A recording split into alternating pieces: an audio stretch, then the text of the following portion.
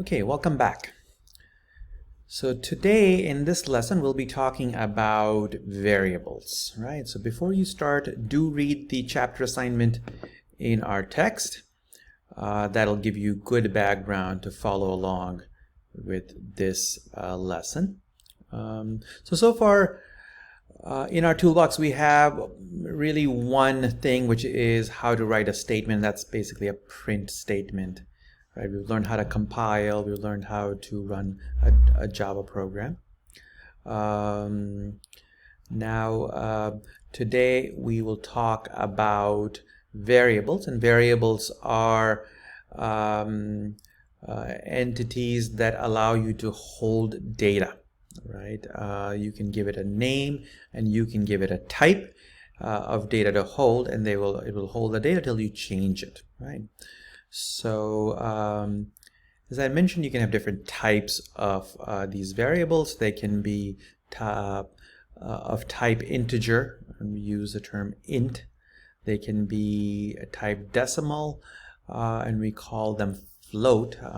This is a computer science term for floating point numbers, but essentially it is equivalent to a decimal number, right?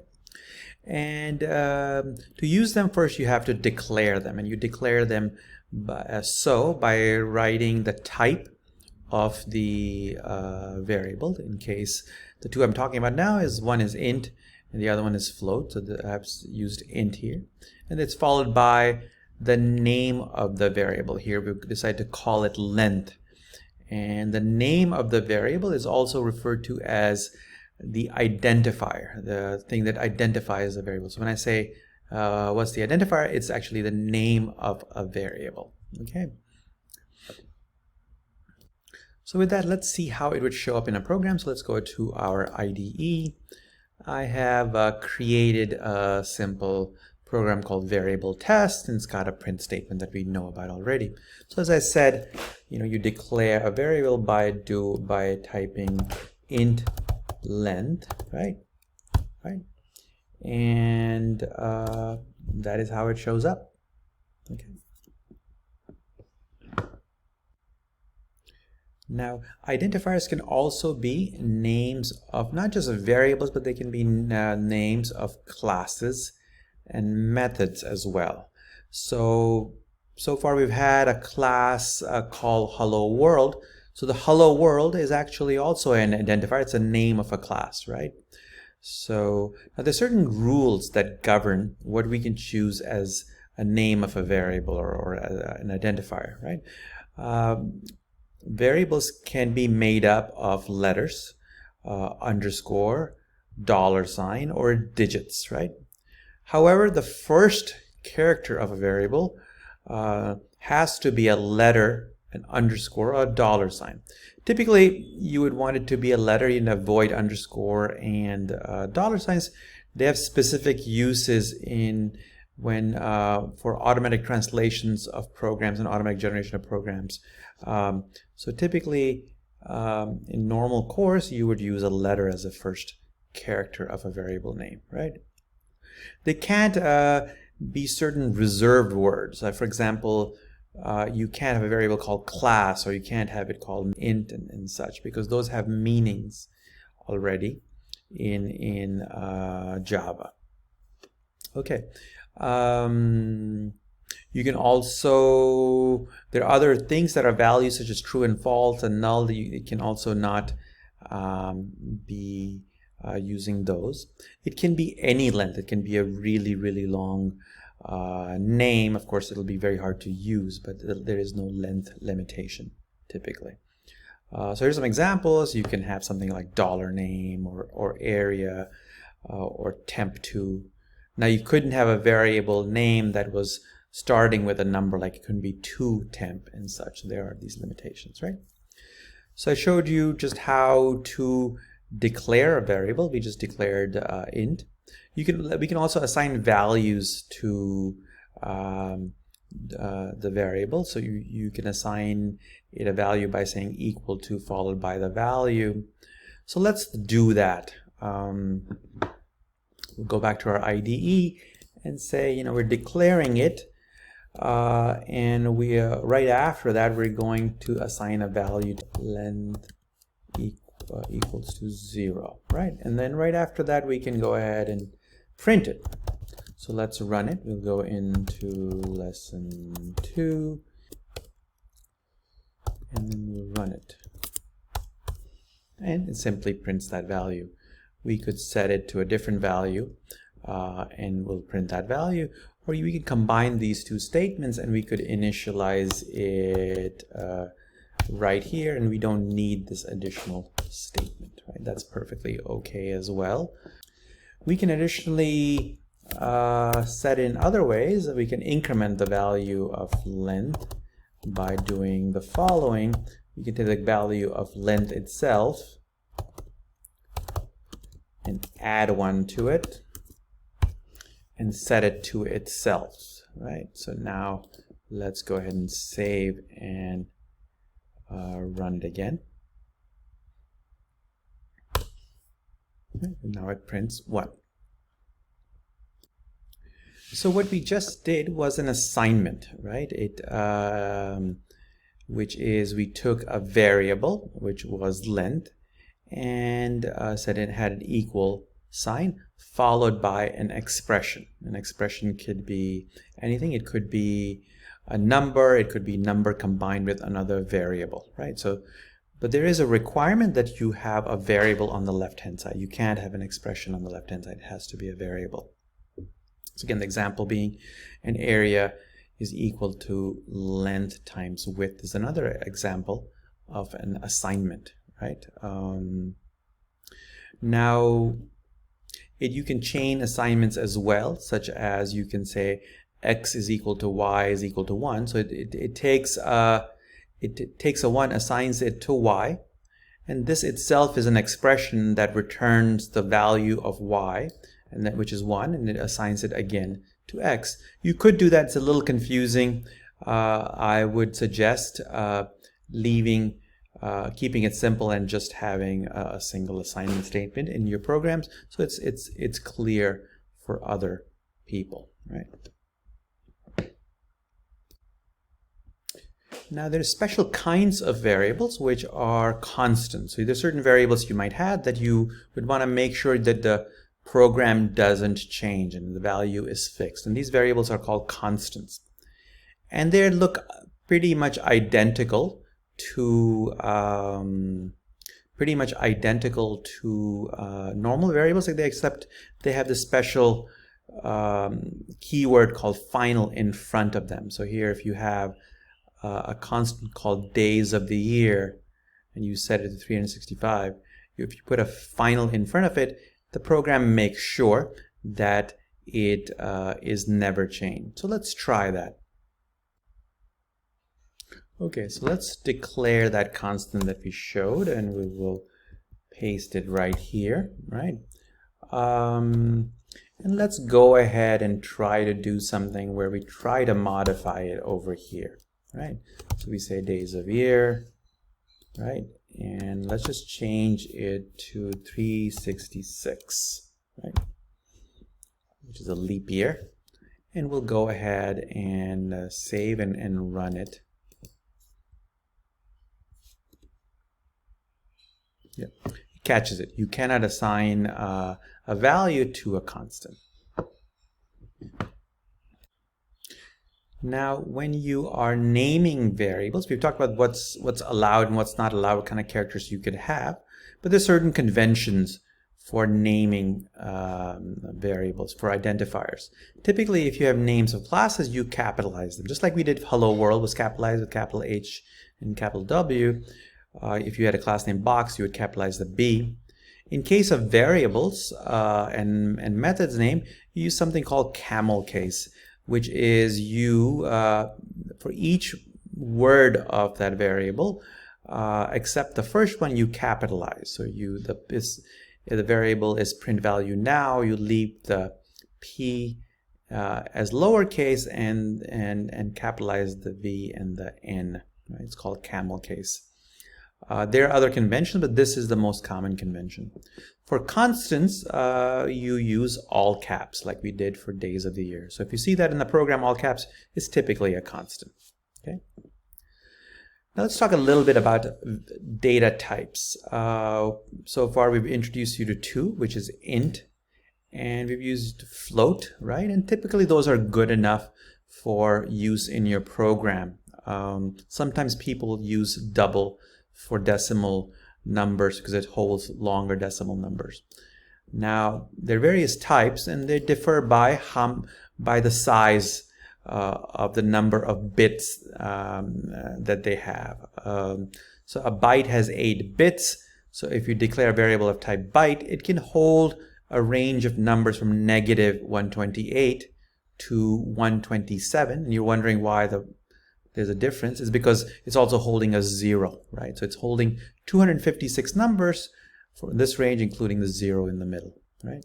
A short can hold this range, an int can hold this range, right? And so on.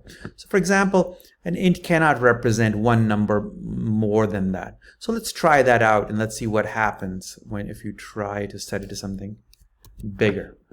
So let's try this out. We will set length to be the maximum positive value that an integer can hold, and let's increment by 1, and we know that this is the most it can hold. Let's see what happens and what it prints, right? So we'll go ahead and save this, and then we will compile it and run it. And you notice that something unexpected happened. The number became negative. And that's because there has been an overflow of values and we wrote a little too much and it kind of circled around to the negative range. That's interesting. This is actually one of the quiz problems. Okay, let's go back to the notes. Okay, do watch the video of this example of how to read a value from a program. I will leave that to you. Now we talked about that fact that we can do arithmetic operation on integers, right? We can do add and subtract and multiply, and divide. There is an additional operator here called remainder. So a division on integer will give you a quotient, and this operator, the percent operator, it gives you the remainder, right? Do try that out.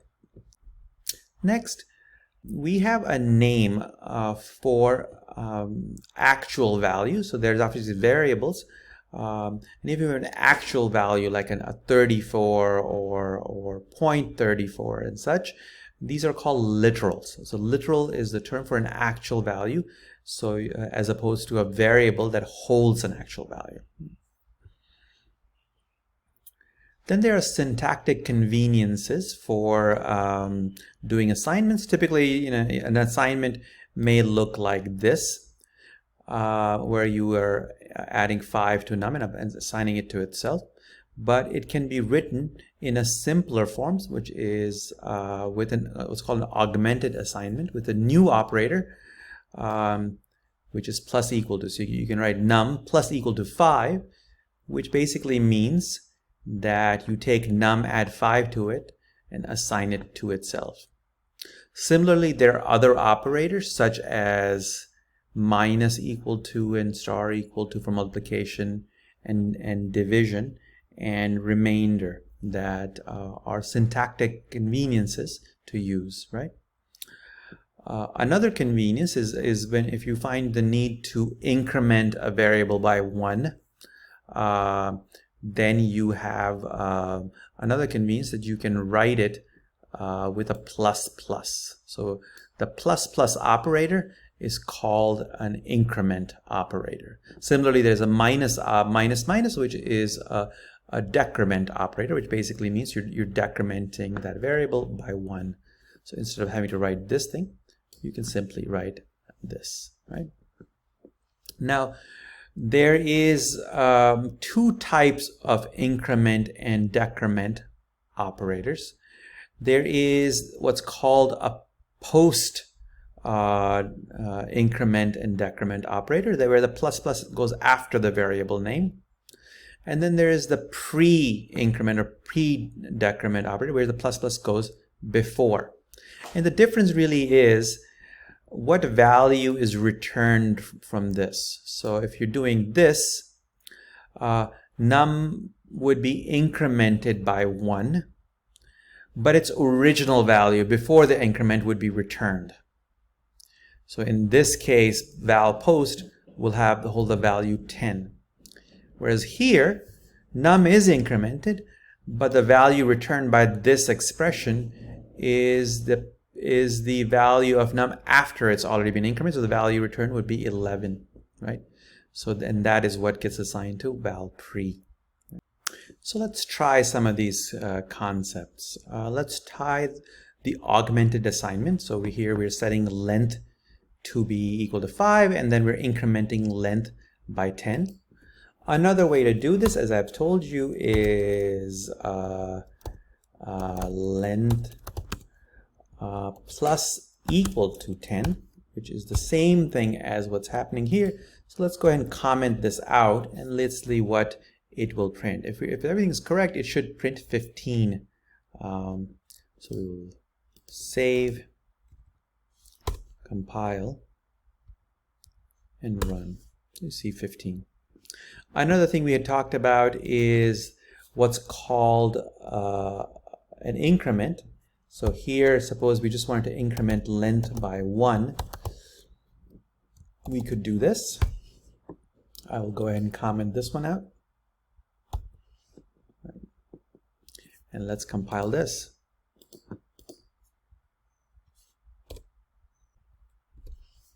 You see the 6. Similarly, we could have changed a minus minus, in which case it would print a 4. That's right. Now, obviously, there's also a difference between the post and pre-increments, and let's see the effect of that. So what we'll declare another variable called int val, and instead of printing length, we will print val. And what we will do is we will see what gets printed in each case. So here we will increment length, right? And let's also actually print length, right? And let's see what happens here. We'll go ahead and compile it.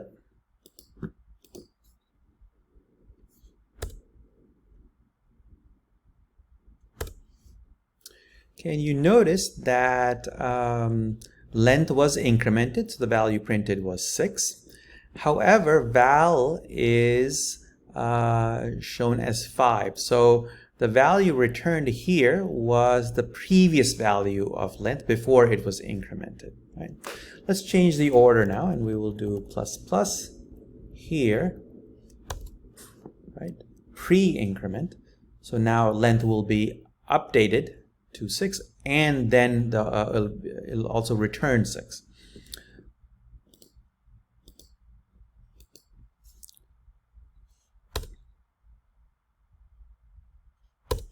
So now it's printing 6 and 6. Okay, now variables have types. So certain variables are of type int, other ones are of type decimal, or here we're using float or double, right? So can you assign one to the other, and what are the effects of that? Right. So let's take a look at some examples. So here we have an integer variable called I and a double called D. Now we can take that integer value and assign it to a double, because all integers are also decimal numbers. They can be represented as decimal numbers. But you cannot go the other way around. So you cannot take a decimal number or a double and assign that to an integer, right? So you cannot take a 6.87 and assign that an integer, because it is not possible to represent that as an integer, right? Okay. To do that, you have to do something called casting. So you have to explicitly give an instruction to the compiler that you're intending to do a conversion, right? So you do that by doing something called casting, by giving an explicit instruction to the compiler that you intend to convert a decimal number into an integer, and you do that by providing it the type within parentheses. So it's saying, take the decimal number, convert it by some mechanism to an integer, and assign it to my integer variable. And basically what it's doing is chopping off the decimal part after the decimal point and assigning it a 6, right? So that's type conversion. You have to be kind of careful when you're mixing data types. Okay. Now let's talk about some of the pitfalls that you could run into when using variables. Some of this is covered in the quiz and you will get practice with it, but things you should note is you should always declare a variable before you use it. Typically a compiler will catch this situation anyway. Using a variable before you have assigned it an initial value. Java, however, does a pretty good job of initializing variables to some default value like 0. But you could get unexpected results if that's not what you expect to happen. Or declaring a variable and never using it. Typically compilers are pretty good at stripping out those variables that are not used. We've already seen a case of assigning a variable a value that is out of range that we saw with the integer overflow, as well as with assigning decimals to integers, right? Now, one very important thing to note, and you will get practice in this in the quiz, is that decimals on computers are approximations, right? There are cases where you will get unexpected results, and you will get experience with that in the quiz, where I give you an example where you're expecting a decimal value to be something and you'll notice it's something completely different, and that's because computers approximate decimal numbers and can't store it accurately because there's only a limited amount of space that you can use in a variable to represent a decimal number. Also realize that division operator on integers gets you a quotient and doesn't give you won't give you the remainder. So integer division is really giving you a quotient, right? It's not like decimal division. Okay, I will see you in the next lesson. Thank you.